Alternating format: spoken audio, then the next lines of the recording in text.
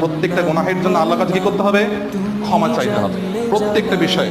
রব্বুল আলামিন, আমরা যখন আমাদের আম্মাকে ডাকি, আমাদের কোনো কাজ রয়েছে, আম্মা শোনো না, আম্মা শোনো না, আম্মা শোনো না, তখন আরেকবার যখন বলতে যাই আম্মা শোনো না, তাহলে ওর হতচ্ছাড়া বলে কি বলে না, রেগে যায় কি যায় না? রব্বুল আলামিন সেই ৭০টা মা তার থেকে বেশি ভালোবাসতে বলা, সে আল্লাহ পাক রব্বুল আলামিন বলছেন, বান্দা যখন আমাকে একটা বার ডাকে, আমি রব্বুল আলামিন, আমি আল্লাহ পাক রব্বুল আলামিন যে তাকে সৃষ্টি করেছি, সেই রব্বুল আলামিন তাকে আমি লাব্বাইক বলে সাড়া দিই, তাকে আমি লাব্বাইক বলে সাড়া দিই, হ্যাঁ আমার বান্দা বলো, আমি উপস্থিত আছে, লাব্বাইক লাব্বাইক ইয়া আবেদি, হে আমার বান্দা বলো, আমি তোমার সামনে, তোমার সম্মুখে, তোমার সাথে আছি, কি হয়েছে তুমি বলো।